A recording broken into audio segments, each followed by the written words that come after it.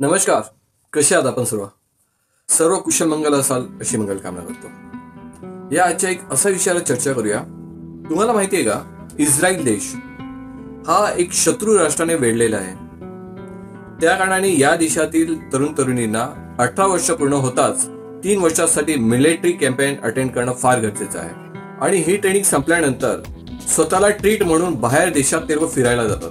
तुम्हाला आश्चर्य वाटेल की बरेचसे तरुण भारतात फिरायला येतात, कारण युरोपियन देश फिरण्यासाठी महाग आहेत.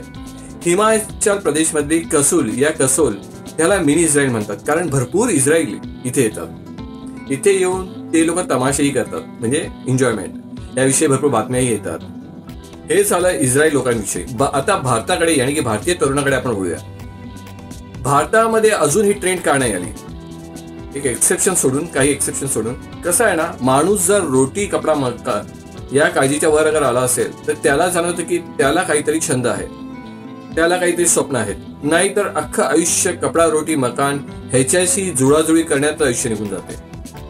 आपण बघतो तर आपल्याला कळतं, भारत स्वतंत्र झाल्यानंतर आपलं पहिलं ध्येय ते होतं रोटी कपडा मकान आणि आरोग्य. तुम्ही जर आपल्या आजी आजोबांचा काळ बघितला, हे लोक देश तर सोडा, कधी तालुक्याच्या बाहेरही नाही गेले, गावाच्या बाहेरही नाही गेले.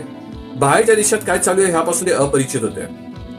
आजही ग्रामीण भागात काही स्त्रिया बघितल्यावर आपल्याला कळतं की त्यांना विचारलं देशाचं नाव तर ते त्यांच्या गावाचं नाव सांगतात, कारण त्यांचं गावच त्यांच्यासाठी देश आहे. ह्या पिढीचे आयुष्य म्हणजे शेती करणं, आपल्या कुटुंबाला सांभाळणं, जीवा पलीकडे जाऊन सांभाळणं, एक यशस्वी कुटुंब तयार करणं. त्यानंतर येते आपल्या आई वडिलांची पिढी. भारताच्या खरी प्रगतीची सुरुवात ह्या पिढीपासून सुरू झाली, म्हणजे बदलाव करणं. हा काळ तरुण काळ, म्हणजे लेट 80s आणि 90s. 1991 मध्ये मनमोहन सिंग आपले जे वित्तमंत्री होते त्यांनी भारतामध्ये LPG मॉडेल सुरू केले. म्हणजे काय? लिबरलायझेशन, प्रायव्हेटायझेशन, ग्लोबलायझेशन, म्हणजे उदारीकरण, खाजगीकरण आणि जागतिकीकरण. आणि भारतात रोजगाराच्या संधी ह्या कारणाने निर्माण झाल्या. तेव्हा मग गाव सोडून शहरामध्ये स्थलांतर केले. आज जर आपले आई वडील पाहिले तर बहुतेक शहरात राहणारी पहिली पिढी आहे. जेव्हा शहरात येतात तेव्हा बाहेरचा देश कळतं, आणि महत्वाचं म्हणजे शिक्षणाचं महत्व कळतं. कपडा रोटी मकान आरोग्य आणि शिक्षण याला सरून पुढे जातात. आणि आत्ताची पिढी रोटी कपडा मकानची एवढी काळजी झालेली नाही, पण त्या कारणाने त्यांना काहीतरी स्वप्न बघायला सुरू झालं. म्हणजे आपले काही छंद आहेत, आपले काही स्वप्न आहेत, ते पूर्ण करायचे आहेत. जगण्याचे नवीन नवीन दृष्टिकोन आहेत, ते पूर्ण करायचे आहेत.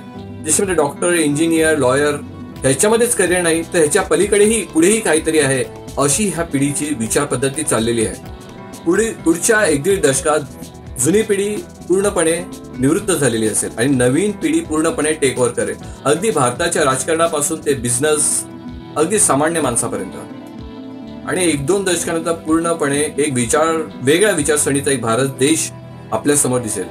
मला असं खात्री आहे की पुढची पिढी हे आउट ऑफ बॉक्स जगण्याचा प्रयत्न करतील. म्हणजे ज्यावेळेस ब्रिटिश आपल्याला सोडून गेले 1947 ते आतापर्यंतचा प्रवास हा एका फिनिक्स पक्षासारखा आहे.